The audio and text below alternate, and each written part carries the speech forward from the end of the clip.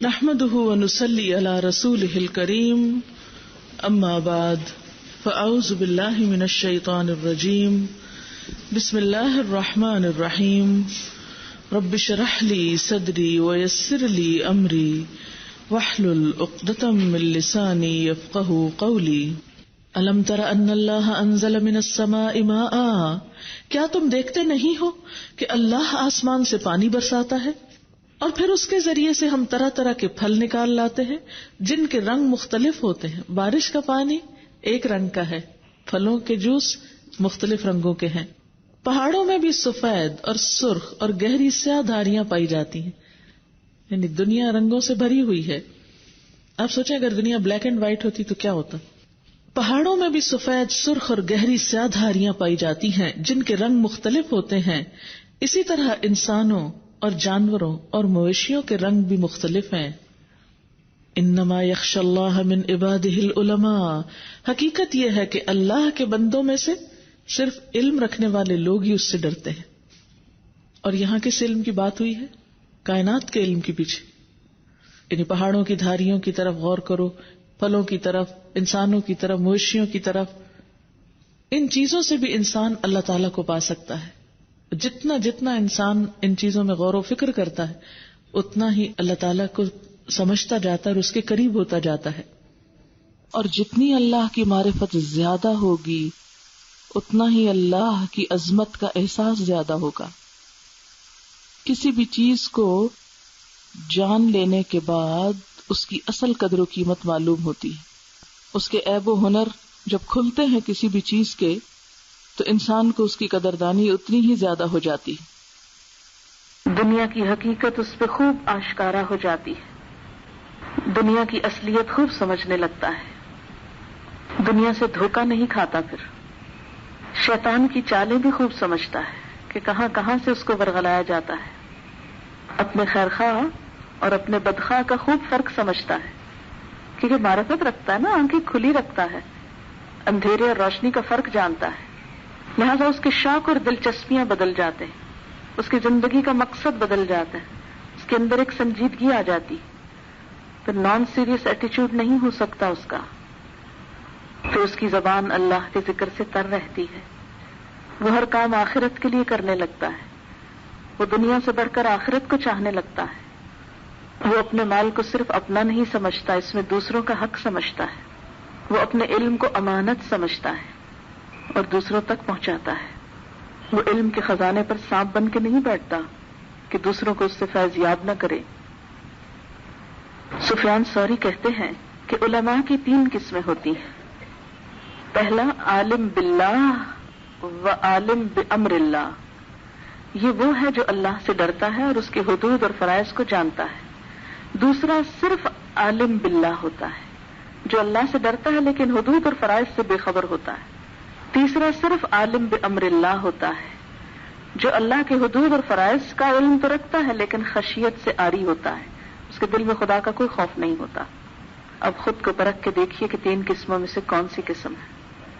پہلا عالم باللہ و عالم بامر اللہ، امر اللہ کا مطلب اللہ کے حکم کا عالم، اللہ کے دین کا عالم، اللہ کو بھی جانتا ہے، پہچانتا ہے اور اس کے دین کو بھی پہچانتا ہے۔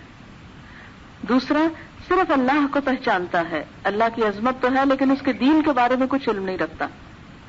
اور تیسرا صرف دین کو جانتا ہے، علم بڑا رکھتا ہے لیکن اللہ کی پہچان نہیں ہے صحیح طور پر، اس سے نہیں ڈرتا۔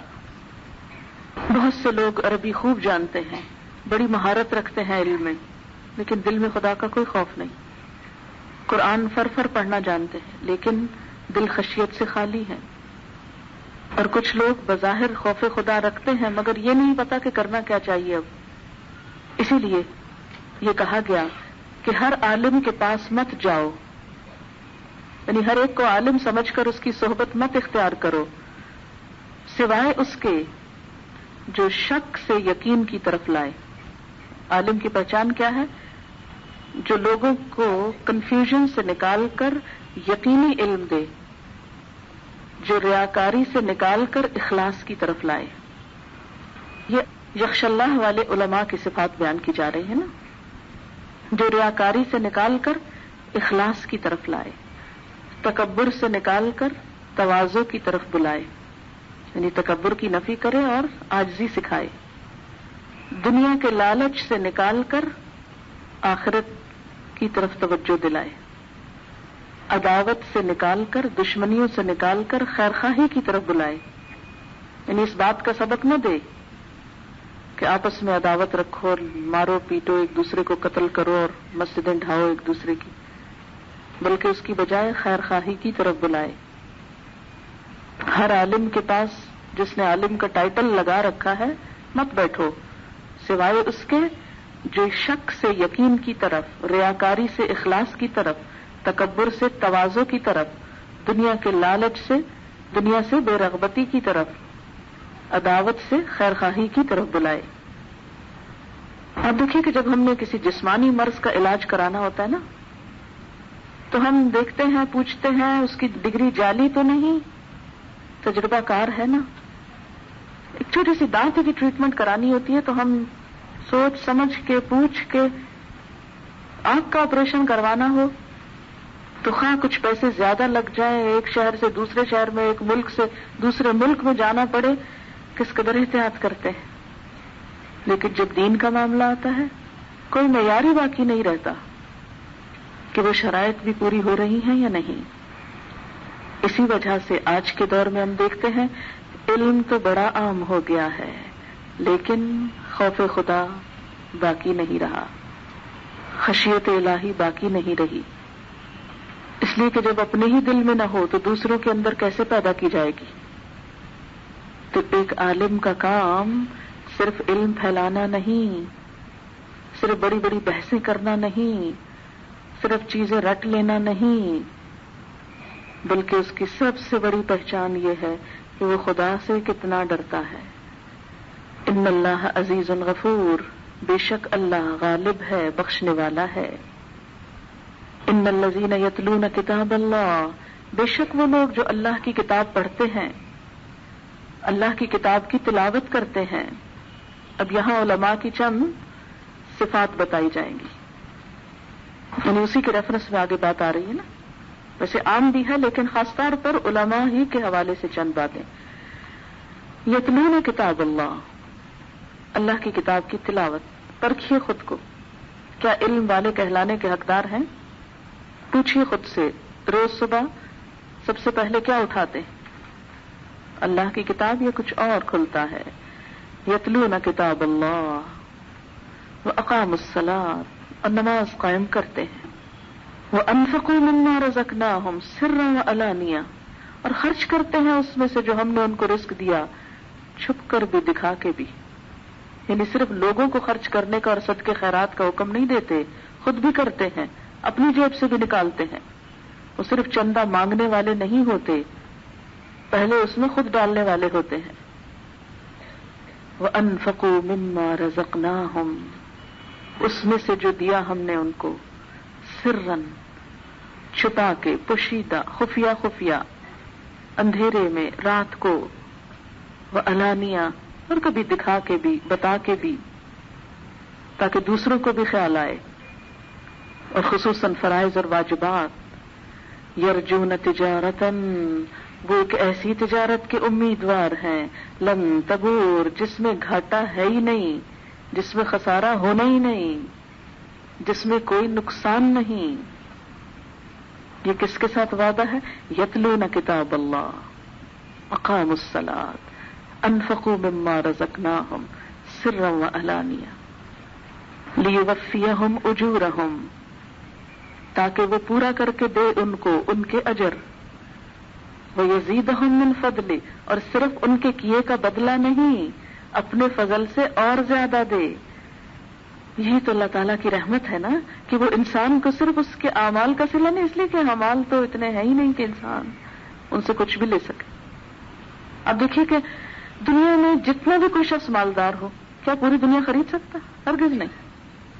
کوئی ایسا مالدار نہیں ہے کہ جو ساری دنیا کا سودا کر سکے، اور جنت کی وسعت تو آسمان و زمین کے برابر ہے، صرف زمین میں آسمان بھی لپٹتے ہیں اس میں۔ تو ساری زندگی کی مال کمانے کی کوشش سے ہم دنیا بھی خرید نہیں سکتے، تو ساری زندگی کے نیک اعمال سے ہم اس قابل نہیں کہ جنت خرید سکیں۔ اس لیے محسنین کے لیے اللہ تعالی ان کی کوششوں کا صلہ بھی دے گا اور اس سے بڑھ کر اپنے فضل سے بھی ان کو دے گا. اسی لیے ان کی تجارت محفوظ تجارت ہے. خسارہ کیسے ہو سکتا ہے جس میں اللہ کا فضل پڑ جائے؟ انہ غفور شکور، بے شک وہ بخشنے والا ہے کمی کوتاہی کو اور قدردان ہے. یہ قدردانی ہی ہے، اسی وجہ سے صرف اجر نہیں مزید بھی دے گا. شکر کا معنی کیا ہے؟ تھوڑے عمل کا زیادہ بدلہ دینا. اور بندوں میں شکور کون ہوتا ہے؟ جو اپنی ساری خواہشات کی تکمیل نہ بھی کر پائے تو بھی اللہ سے ناراض نہ ہو. کسی کمی کے موقع پر بھی وہ شکر کرتا ہے، الحمدللہ. کوئی چھوٹی تکلیف آ جائے تو بھی شکر گزار ہوتا ہے، الحمدللہ بڑی نہیں آئی. یہ نہیں کہتا کہ میں ہی رہ گیا تھا اس آزمائش کے لیے. اور انسان اگر دوسروں کی تکلیفیں دیکھے تو اپنی بھول ہی جاتا ہے. والذی اوحینا الیک من الکتاب، اور وہ چیز جو ہم نے آپ کی طرف کتاب میں سے وحی کی، هو الحق کو، وہی حق ہے، سچ ہے، سچائی یہیں پر ہے اس کتاب کے اندر. مصدقا لما بین یدیہ، جو پہلی کتابوں کی بھی تصدیق کرتی ہے، اور یہی اس کے سچا ہونے کی دلیل ہے کہ یہ پچھلی کتابوں کو مانتی ہے. ان اللہ بعبادہ لخبیر بصیر، بے شک اللہ اپنے بندوں کے بارے میں خبر بھی رکھتا ہے، دیکھتا بھی ہے. ثم اورثنا الکتاب، پھر وارث بنا دیا ہم نے کتاب کا، اسی کتاب کا. کس کتاب کا؟ جو آپ کی طرف اتاری گئی، جو اپنے سے پہلی کتابوں کی تصدیق کرتی ہے. اسی کتاب، اسی قرآن کا وارث بنا دیا ہم نے جو پیغمبر پر اتاری گئی تھی. کس کو؟ الذین اصطفینا من عبادنا، لوگوں میں سے اپنے ان بندوں کو جنہیں ہم نے چن لیا. چنے ہوئے بندوں کو یہ کتاب دی. اس کے دو معنی عموماً کیے جاتے ہیں. ایک تو یہ کہ پوری نسل انسانی میں حضرت ابراہیم علیہ السلام کی اولاد اس کام کے لیے چن لی گئی، یعنی صحابہ کرام کی طرف اشارہ ہے جنہوں نے سب سے پہلے نبی صلی اللہ علیہ وسلم کے اس ورثے کو سنبھالا، اس کو جمع کیا، اس کو کتابی شکل دی، اس کو یاد کیا، اس میں غور و فکر کیا، اس پر عمل کیا، اس کو دنیا بھر میں پھیلایا. چنے ہوئے لوگ تھے وہ، الذین اصطفینا من عبادنا. اور ویسے بھی جو شخص اس کتاب کو اٹھانے کے لائق ہو جائے، اس کی خدمت کرے، وہ ایک طرح سے چنا ہوا ہی ہوتا ہے. ورنہ دنیا میں کام تو بے شمار ہوتے ہیں، بہت سے لوگ ان چیزوں کے پیچھے بھاگ رہے ہوتے. من یرید اللہ بہ خیرا یفقہہ فی الدین، جس کے ساتھ اللہ بھلائی کا ارادہ کرتا ہے اس کو دین کی سمجھ دیتا ہے. جس کو وہ چن لیتا ہے وہ اس کتاب کی خدمت کرتا ہے. اللہ تعالیٰ نے تو احسان کر دیا، چن لیا. انبیاء کے وارث علماء ہوتے ہیں. العلماء ورثۃ الانبیاء، چونکہ پیچھے بھی علماء کی بات ہوئی نا، تو اسی کانٹیکسٹ میں بات ہو رہی. اپنے بندوں میں سے جن کو ہم نے چن لیا تھا انہیں اس کتاب کا وارث بنا دیا. وارث کیا ہوتا ہے؟ جیسے دوسرے لفظوں میں خلائف آتا ہے، جانشین، یعنی ایک کے بعد ایک آ رہا ہے جو اس کتاب کو اٹھاتا ہے. لیکن ان چنے ہوئے بندوں کی بھی کئی قسمیں ہیں. فمنہم ظالم لنفسہ، ان میں سے بعض اپنی جان پہ ظلم کرنے والے ہوتے ہیں.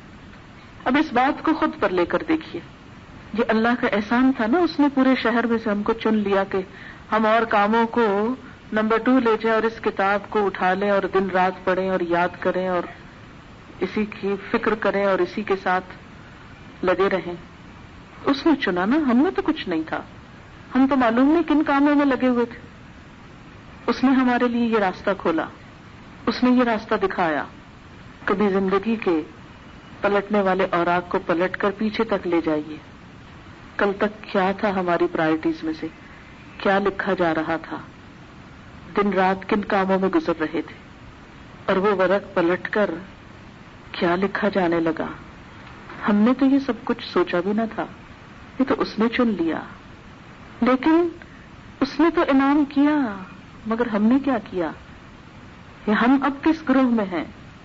چنے جانے کے بعد فمنہم، ہم کی ضمیر کس کی طرف جاتی ہے؟ چنے ہوئے بندوں کی طرف. فمنہم ظالم لنفسہ، ان میں سے بعض اپنی جان پر ظلم کرنے والے، قرآن پڑھنے کے باوجود فرائض میں کوتاہی کرنے والے، حرام چیزوں کا ارتکاب کرنے والے، نیکی میں پیچھے رہنے والے۔ ظالم کون ہوتا ہے؟ جو کسی چیز کو اس کا حق نہ دے، اپنی جان کے اوپر ظلم کرنے والے، یعنی قرآن کو، اس الکتاب کو اس کی ڈیو رسپیکٹ دینے والے نہیں، اس کے حق میں کمی کرنے والے۔ اور وہ کیسے ہوتی ہے؟ جب انسان اس پر عمل نہیں کرتا۔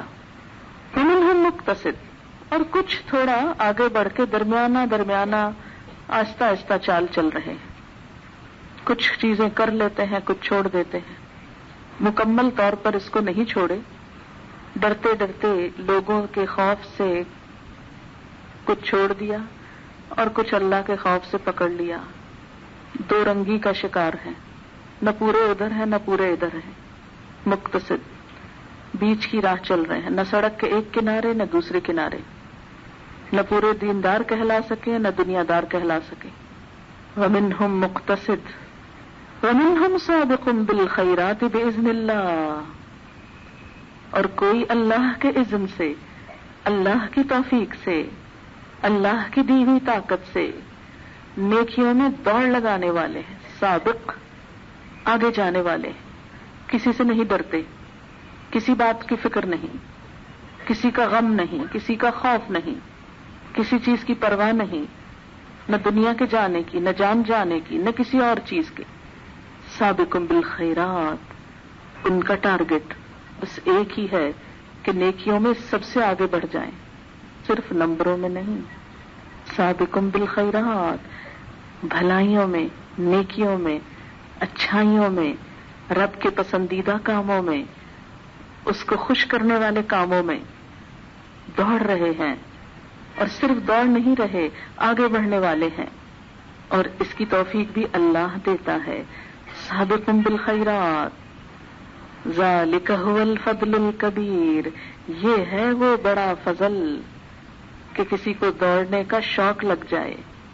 اور جب انسان دوڑتا ہے تو سارے دوسرے بوجھ اتار پھینکتا ہے، حتیٰ کہ کپڑے بھی مختصر کر لیتا ہے کہ یہ نہ آڑے آئیں، مجھ کو تو کسی اور راستے میں دوڑنا ہے۔ وہ زندگی کی ضروریات اور کاموں کو مختصر کر لیتا ہے، دین اس کی پرائرٹی بن جاتا ہے، اس کا سب سے پہلا شوق بن جاتا ہے۔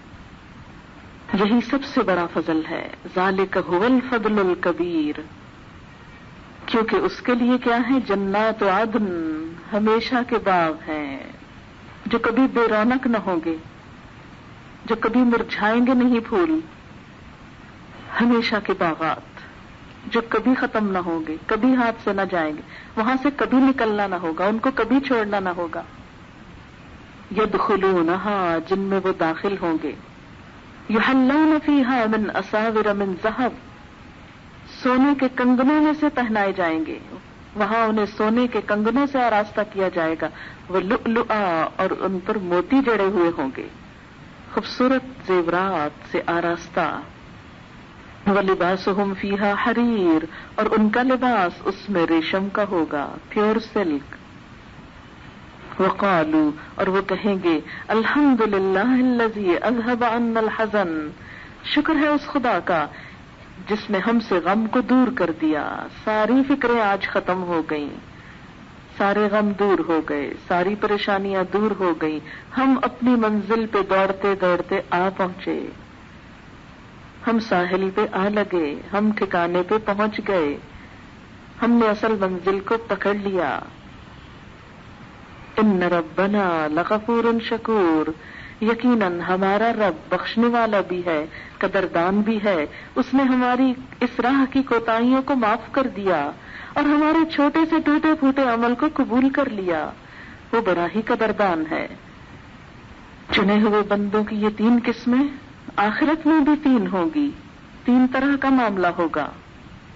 حضرت ابو الدرداء سے روایت ہے، مسند احمد، طبرانی، بیہقی نے اس حدیث کو نقل کیا ہے، نبی صلی اللہ علیہ وسلم نے فرمایا، فَأَمَّا الَّذِينَ سَبَقُوا بِالْخَيْرَاتِ، جو لوگ نیکیوں میں سبقت لے گئے، فَأُولَئِكَ الَّذِينَ يَدْخُلُونَ الْجَنَّةَ بِغَيْرِ حِسَاب، وہ جنت میں کسی حساب کے بغیر داخل ہو جائیں گے. وَأَمَّا الَّذِينَ اقْتَصَدُوا، اور جو بیچ کی راہ رہے، تھوڑے تھوڑے یعنی احتیاط سے چلے، تیز نہیں چلے نیکی میں، ادھر ادھر دیکھ کے کہ کوئی مائنڈ تو نہیں کر رہا، کوئی مذاق تو نہیں اڑا رہا، بس اتنا ہی چلو کہ جس سے زمانہ سازی بھی ہو جائے. وَأَمَّا الَّذِينَ اقْتَصَدُوا فَأُولَئِكَ الَّذِينَ يُحَاسَبُونَ حِسَابًا يَسِيرًا، ان سے محاسبہ ہوگا مگر ہلکا محاسبہ، حساب کے بغیر نہیں، تھوڑا سا پوچھ کر. وَأَمَّا الَّذِينَ ظَلَمُوا أَنفُسَهُمْ، اور جنہوں نے خود پہ ظلم کیا، سب کچھ سمجھ کے پڑھ لکھ کے پھر ویسے ہی رہے جیسے کچھ نہ جانتے ہوں. فَأُولَئِكَ يُحْبَسُونَ طُولَ الْمَحْشَرِ، تو وہ محشر کے پورے طویل عرصے میں روک کے رکھے جائیں گے، ان سے انتظار کرایا جائے گا، ٹھہرو ابھی. ثُمَّ هُمُ الَّذِينَ تَتَلَقَّاهُمُ اللَّهُ بِرَحْمَةٍ، پھر اللہ ان کو اپنی رحمت میں لے لے گا، کیونکہ وہ نیکی کے رستے کے مسافر تو بنے لیکن پھر انتظار کے بعد.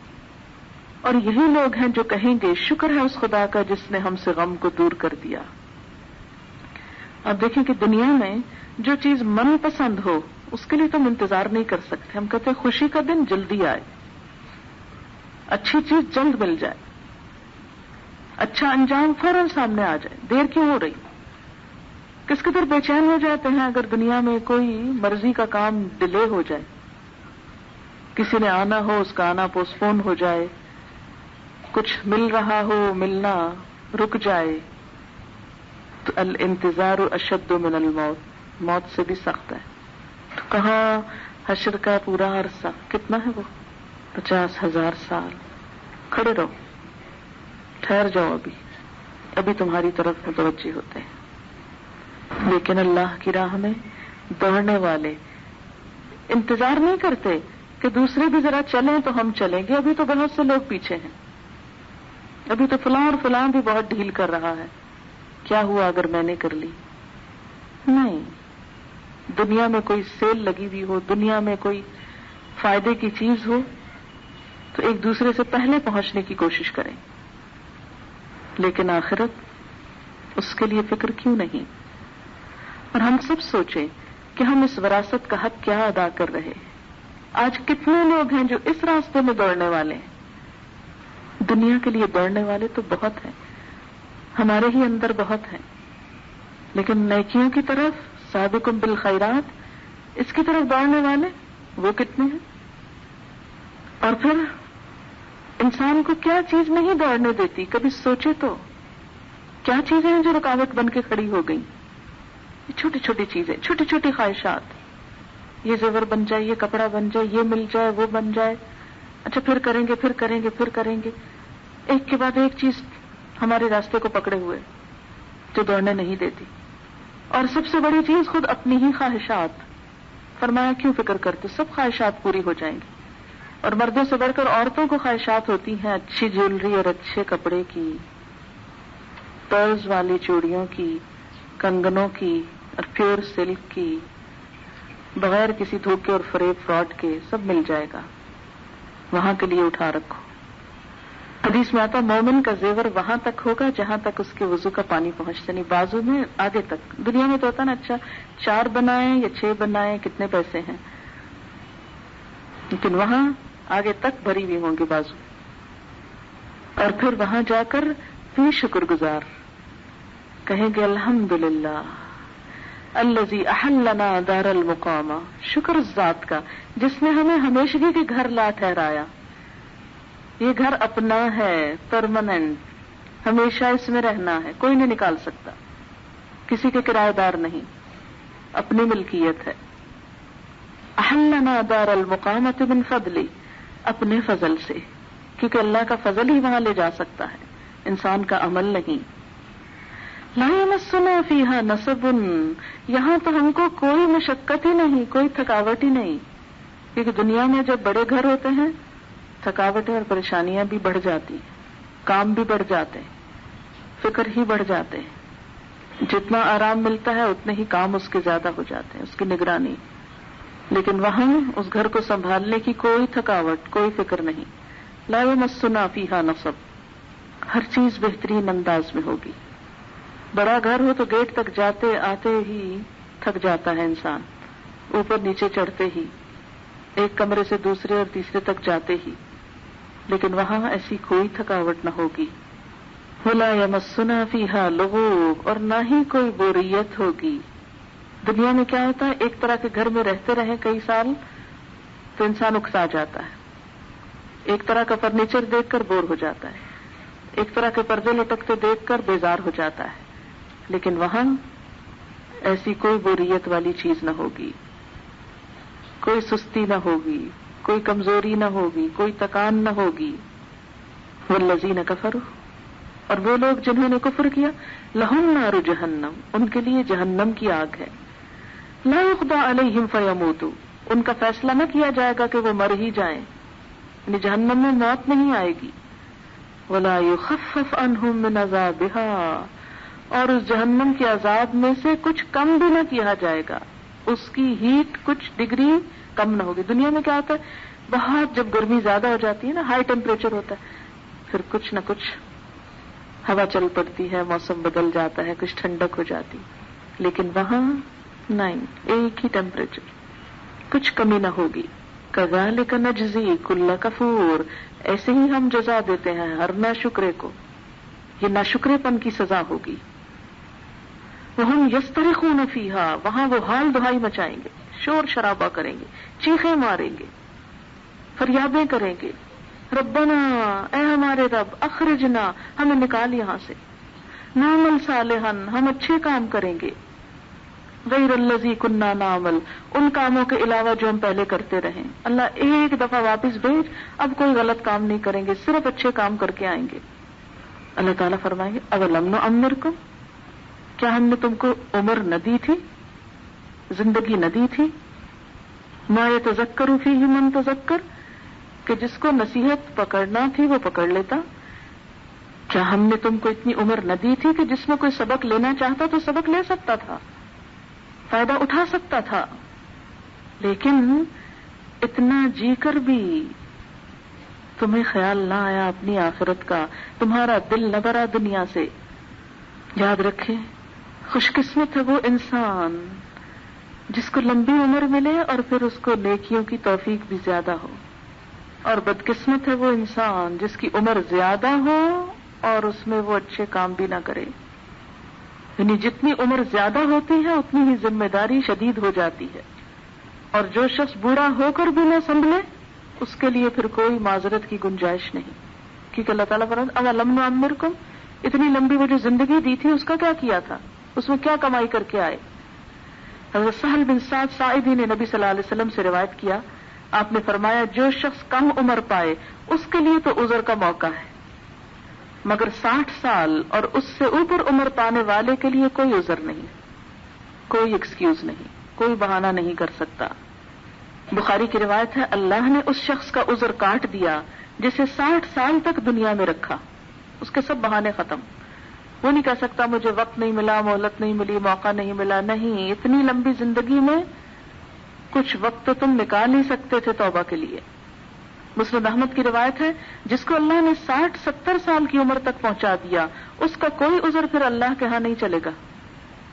کوئی یہ بہانہ نہیں کرے گا کہ یا اللہ کیا کرتا، پہلے خود بچہ تھا، دنیا کی پڑھائیوں میں لگا رہا، پھر جابوں میں لگا رہا، پھر بچے پالنے میں لگا رہا، اپنے لیے تو کوئی وقت ہی نہیں ملا. لیکن جب یہ سارے کام ختم ہو جاتے ہیں تو کچھ نہ کچھ وقت مل ہی جاتا ہے انسان کو. لیکن کیا کرے اس دل کا جو پھر بھی دنیا سے نہیں نکلتا، جو جو عمر بڑھتی ہے اور دنیا کی محبت بڑھتی اور جینے کا شوق بڑھتا ہے اور آخرت کی فکر ہی نہیں. اولم نعمرکم، کیا ہم نے تم کو عمر نہ دی تھی، اس عمر کی نعمت کا کیا کیا. آتا نا کہ انسان کے قدم ٹل نہ سکیں گے حشر کے میدان سے جب تک 5 سوالوں کا جواب نہ دے.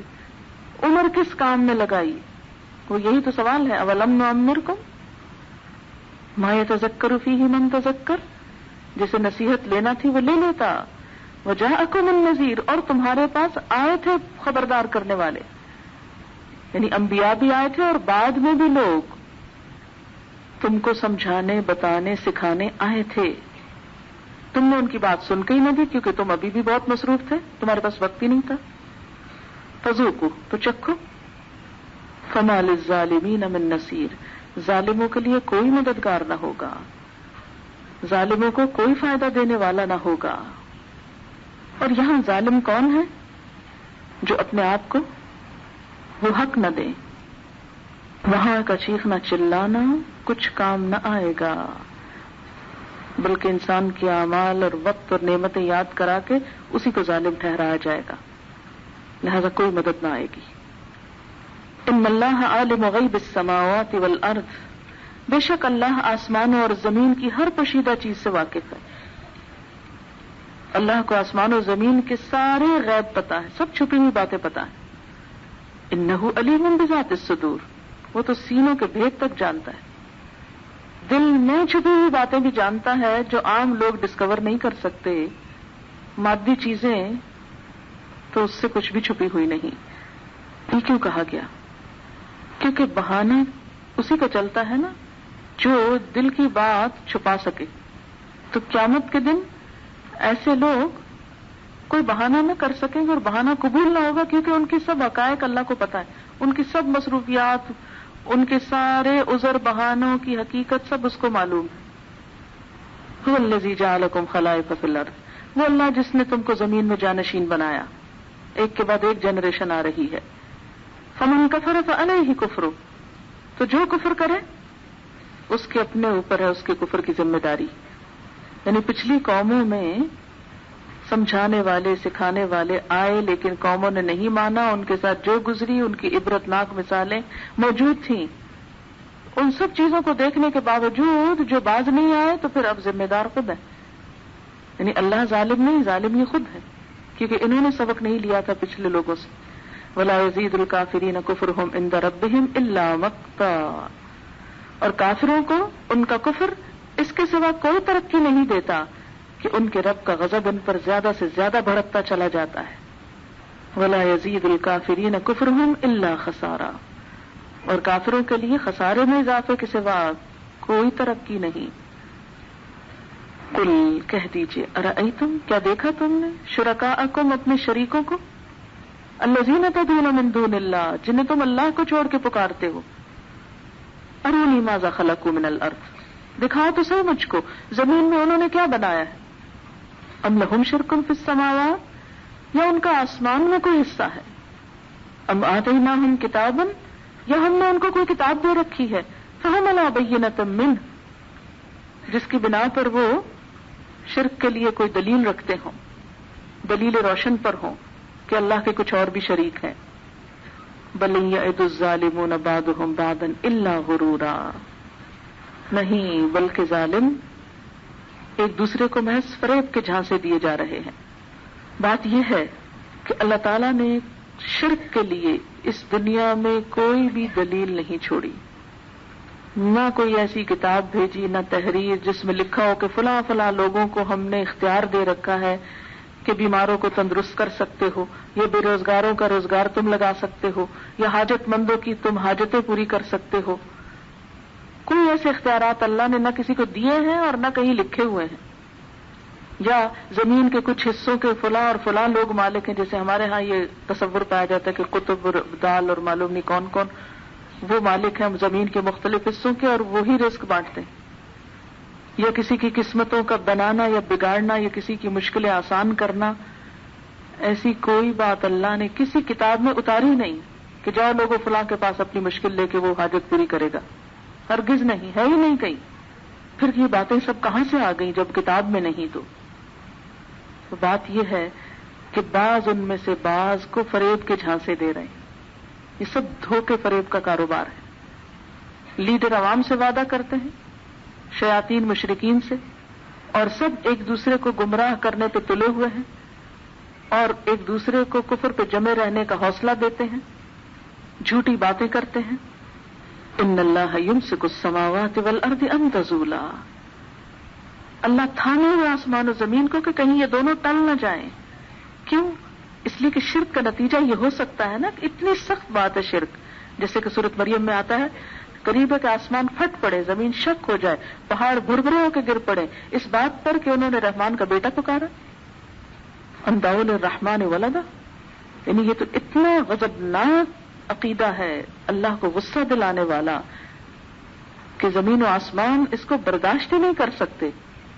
لیکن اللہ تعالیٰ نے چونکہ ایک وقت مقرر کر رکھا ہے، اس لیے اس نے ان ساری گمراہیوں اور کفر اور شرک کے باوجود لوگوں کو موقع دے رکھا ہے کہ وہ جی لیں اور جو کرنا چاہتے ہیں کر لیں. وَلَئِن زَالَتَا، اور اگر یہ دونوں ٹل جائیں، ان امسکہما من احد من بعدی، تو اللہ کے بعد کوئی دوسرا تھامنے والا نہیں ان کو، یعنی کوئی فرشتہ یا جن یا نبی یا ولی اس کو سنبھال نہیں سکتا. جو خود کو پیدا کرنے پہ قادر نہیں، وہ خدائی اختیارات میں شریک کہاں سے ہو گیا؟ وہ آسمانوں کو کیسے تھام سکتا ہے؟ کسی نبی ولی کا ہاتھ نہیں پہنچتا آسمان تک کہ آسمان ٹوٹ کے گرنے لگے تو وہ ہاتھ دے کے روک لے. انہ کان حلیما غفورا، بے شک وہ بردبار ہے، بخشنے والا ہے، لوگوں کے سارے شرک کے باوجود وہ نظر انداز کر رہا ہے. وَأَقْسَمُوا بِاللَّهِ، اور انہوں نے قسمیں کھائیں اللہ کی، جہد ایمانہم، پکی قسمیں اپنی. کیا؟ لَإِن جَاءَهُمْ نَذِيرٌ، اگر آ گیا ان کے پاس کوئی ڈرانے والا، لَيَكُونُنَّ أَهْدَىٰ مِنْ إِحْدَى الْأُمَمِ، تو یہ دنیا کی ہر دوسری قوم سے بڑھ کر سیدھے رستے پر ہوں گے، ہدایت یافتہ ہوں گے. یہ بات نبی صلی اللہ علیہ وسلم کی بعثت سے پہلے عرب کے لوگ عموماً اور قریش کے لوگ خصوصاً یہود کی بگڑی ہوئی اخلاقی حالت کو دیکھ کر کہتے تھے کہ یہ کیسی قوم ہے، ان کے پاس نبی آئے، کتابیں آئیں اور یہ اس قدر بگڑے ہوئے، اگر ہمارے پاس کوئی آئے تو ہم سب سے زیادہ اصلاح اور ہدایت یافتہ لوگ ہوں. فرمایا پہلے تو یہ ایسی باتیں کرتے تھے، بڑے بڑے دعوے کرتے تھے. فلما جاءہم نذیر، جب ان کے پاس ڈرانے والا آ گیا، خبردار کرنے والا ان کے پاس آ گیا، ما زادہم الا نفورا، تو اس کی آمد نے ان کے اندر حق سے فرار کے سوا کسی چیز میں اضافہ نہ کیا. جس چیز کا یہ پہلے دعویٰ کرتے تھے کہ اگر ہمارے پاس نبی ہو تو ہم بہت اچھے ہو جائیں، اب نبی کے آنے کے بعد یہ خود سب سے زیادہ اس سے دور بھاگ رہے ہیں. ان کی نفرت میں اور حق سے فرار، نفور دونوں معنوں میں آتا ہے، نفرت کے معنوں میں بھی اور حق سے فرار کے معنوں میں. استکبارا فی الارض، اور ان کے انکار کی وجہ کیا ہے؟ تکبر. یہ زمین میں اپنی بڑائی قائم رکھنا چاہتے ہیں، کیونکہ لا الہ الا اللہ کے آگے جھکنے کا مطلب کیا تھا کہ اللہ کو بڑا مان لیا جائے، اس کی بات مانی جائے. ومکر السیئ، اور بری چالیں چلنے کے لیے. ولا یحیق المکر السیئ الا باہلہ، حالانکہ بری چالیں اپنے چلنے والوں کو ہی لے بیٹھتی، بری چالیں چلنے والوں کو ہی نقصان دیتی، یعنی کوئی بری چال حق کے مقابلے میں کبھی نہیں ٹھہر سکی. اللہ کی تدبیر انسانوں کی چالوں سے کہیں بڑھ کر مضبوط ہوتی. اچھا، اس میں ایک عام حکم بھی ہے نا، یعنی دین کے معاملے میں چالیں چلنا تو ویسے ہی بہت برا ہے اور اس کا فائدہ کچھ نہیں، لیکن عام روزمرہ زندگی میں بھی سازشی ذہن کی اصلاح ہے کہ جو لوگ ہر وقت سازشیں کرتے رہتے ہیں، دوسروں کے خلاف منصوبے بناتے رہتے ہیں، وہ عموماً اپنی سازشوں کے جال میں خود ہی پھنس جاتے ہیں. کسی کا برا چاہنے والا خود اس بات کا مستحق ہوتا ہے کہ اس کے ساتھ برا ہو. فَهَلْ يَنظُرُونَ إِلَّا سُنَّةَ الْأَوَّلِينَ، اب کیا یہ لوگ اس کا انتظار کر رہے ہیں کہ پچھلی قوموں کے ساتھ اللہ کا جو طریقہ رہا ان کے ساتھ بھی ہو؟ فَلَن تَجِدَ لِسُنَّةِ اللَّهِ تَبْدِيلًا، اگر یہی بات ہے تو اللہ کے طریقے میں تم ہرگز کوئی تبدیلی نہ پاؤ گے. اگر پچھلی قومیں برباد ہو چکی تو یہ بھی ہو سکتے ہیں. کفر، شرک، نفرت، مکر، بری چالیں چلنے پر پچھلی قوموں کا کیا حال ہوا؟ کیا یہ انجام ہے اس سے؟ ان کا بھی وہی ہو سکتا ہے. اولم یسیروا فی الارض، انہوں نے زمین میں چل پھر کے نہیں دیکھا؟ چلتے تو صحیح، دیکھتے تو صحیح. فینظروا، پھر دیکھتے. کیف کان عاقبۃ الذین من قبلہم، کیسے ہوا انجام ان لوگوں کا جو ان سے پہلے گزرے. وکانوا اشد منہم قوۃ، حالانکہ وہ ان سے زیادہ طاقتور تھے، زیادہ قوت رکھتے تھے.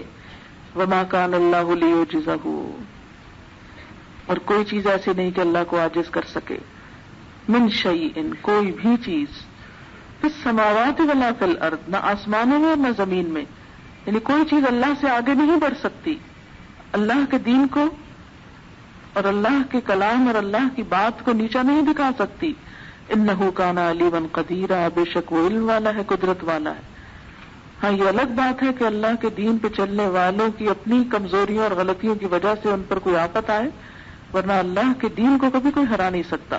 انہ کان علیما قدیرا، بے شک وہ علم والا ہے، قدرت رکھتا ہے. وَلَوْ يُؤَاخِذُ اللَّهُ النَّاسَ بِمَا كَسَبُوا، اگر کہیں وہ لوگوں کو ان کے کرتوتوں پہ پکڑتا تو زمین پر کسی جاندار کو جیتا نہ چھوڑتا. وَلَٰكِن يُؤَخِّرُهُمْ إِلَىٰ أَجَلٍ مُّسَمًّى، مگر وہ انہیں ایک مقرر وقت تک کے لیے مہلت دے رہا ہے.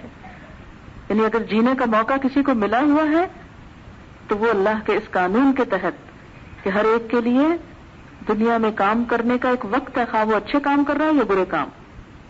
کسی کو بھی زندگی انعام کے طور پہ نہیں ملی، انعام کے لیے تو جنت ہے، زندگی تو امتحان کے لیے ہے.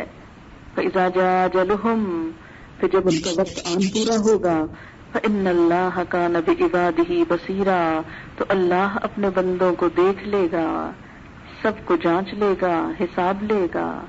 وآخر دعوانا الحمد للہ رب العالمین. سبحانک اللہم وبحمدک، نشہد ان لا الہ الا انت، نستغفرک ونتوب الیک. والسلام علیکم ورحمۃ اللہ وبرکاتہ.